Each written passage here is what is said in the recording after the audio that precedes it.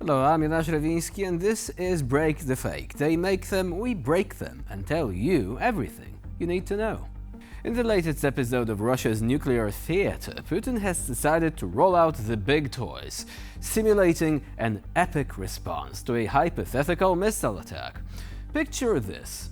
Russia's nuclear triad taking the stage with Yaris missiles launched from the Plesiets Cosmodrome, Sineva and Bulava missiles surfacing dramatically from submarines, and cruise missiles flying out from their fleet of strategic bombers. It's like a parade of Cold War nostalgia brought to life to remind the world that Russia still knows how to put on a good scare. Уважаемые товарищи, добрый день. Сегодня мы проводим очередную тренировку стратегических сил сдерживания. Отработаем действия должностных лиц по управлению применением ядерного оружия с практическими пусками баллистических и крылатых ракет. Сразу отмечу, что Россия подтверждает свою принципиальную позицию о том, что использование ядерного оружия является крайней исключительной мерой обеспечения безопасности государства. Вместе с тем, мы хорошо понимаем, что именно ядерная триада продолжает оставаться надежным гарантом суверенитета и безопасности нашей страны. And this time around, we haven't heard of any ballistic missile exploding prematurely, blowing up the testing site, so I guess that's an improvement. Anyway, with the US presidential elections just around the corner, this entire thing feels suspiciously timed. Putin's grand message? Apparently, he wants the West to feel nervous, because nothing says we mean business, like a few missiles launched into the cold, empty wilderness. Russia's Ministry of Defense has also chimed in, saying they're working on, and I quote, delivering a massive nuclear counterstrike in response to an enemy nuclear attack, end of quote. In other words, they are fully committed to practicing for an apocalyptic showdown that no one is interested in. Товарищ Верховный Главнокомандующий, в соответствии с планом подготовки вооруженных сил Российской Федерации под вашим руководством проводится тренировка по управлению вооруженными силами Российской Федерации, в ходе которой будут отработаны задачи нанесения массированного ядерного удара стратегическими наступательными силами в ответ на ядерный удар противника. Порядок проведения тренировки доложит начальник Генерального штаба генерал армии Герасимов Валерий Васильевич. Товарищ Верховный Главнокомандующий, к тренировке привлекаются ракетная подводная лодка стратегического назначения Тихоокеанского флота, подвижный грунтовый ракетный комплекс ракетных войск стратегического назначения «Ярс», ракетная подводная лодка стратегического назначения Северного флота, 2 стратегических ракетоносца дальней авиации Ту-95МС. So, be on the lookout for Russia's strategic aviation taking to the skies, probably followed by more missile theatrics. And remember, it's all just a big performance aimed at ensuring that the world doesn't forget who's still living in the 20th century, Cold War era specifically. I mean, that's Russia for you. No surprises there. Now, while the West watches Putin with the weary patience reserved for someone who's missed a dose or two of medication, Moscow has just experienced a miracle of its own, a glorious spectacle, if you will, erupting straight from the earth. Yes, in a display of true Russian grandeur, a fountain of waste shot up from beneath the streets, reaching higher than a 20-story building.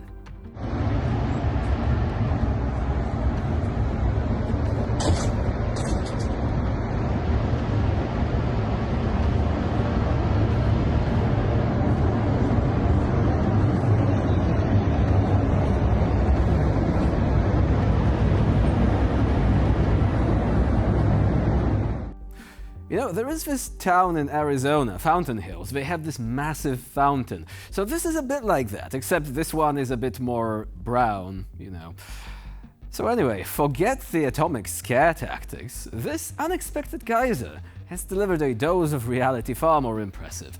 For all the Kremlin's nuclear bravado, it turns out that Moscow's infrastructure has its own explosive tendencies.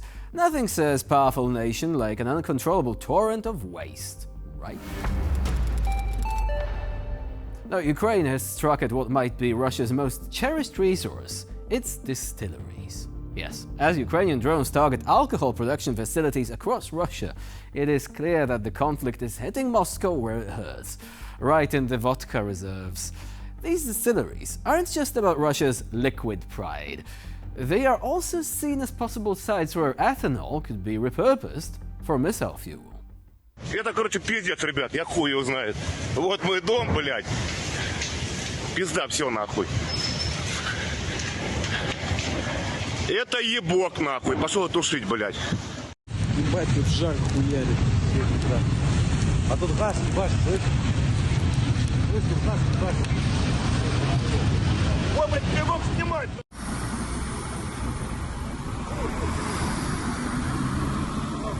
И пожарка меня слышит. Пока не пожарки соберутся.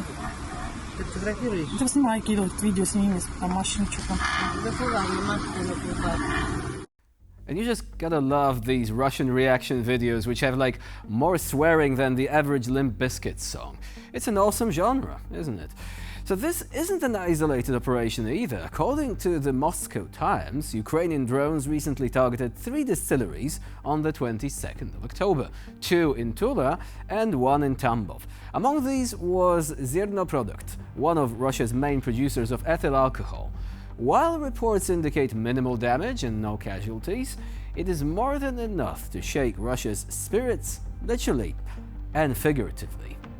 For all of Russia's boasting about its military might, these strikes may finally be the wake-up call they need. Ukraine's aim isn't just strategic, it's personal, because when the drink dries up, even the most hardened patriot might start questioning just how bulletproof the Kremlin's plans really are. Also, are we about to see the very first rant delivered by Medvedev without him being fueled by alcohol? Well, that surely will be a historic moment.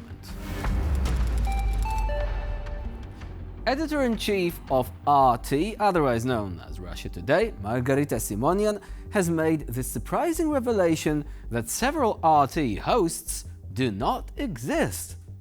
In a twist that sounds more like a plot from a dystopian novel, Simonian confirmed that some of the personalities viewers have come to know are not real people, but rather carefully crafted personas. This admission shines a light on how far RT will go to create an image, using avatars, stock footage, or even digitally constructed voices to deliver its messaging. Для нас, конечно, искусственный интеллект во многих отраслях нашей деятельности сильно удешевляет процессы. Например, если вы читаете ленту Rush Today, вы можете видеть такую подпись «Сгенерированная искусственным интеллектом». Мы, например, отказались от билд-редакторов. Это все делает искусственный интеллект. Подбирает картинки, если их нет, генерит их сам. И прекрасно. Ну, это большая экономия. У нас значительная часть ведущих, телеведущих, не существует. Их нет. Они искусственные полностью. Нет этого человека и никогда не было. Нет этого лица. Это мы взяли, сгенерили, придумали голос, все остальное, характер. Они ведут свои соцсети. Одна из них написала, значит, подписывайтесь на мой телеграм-канал. Первые там 10 тысяч, уже не помню, или 100 тысяч подписчиков. Когда мы придем к власти, получат амнистию.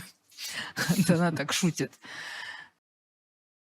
It's hard not to be amused by the irony. A network built on shaping narratives has taken things so far that even its own hosts are fabrications.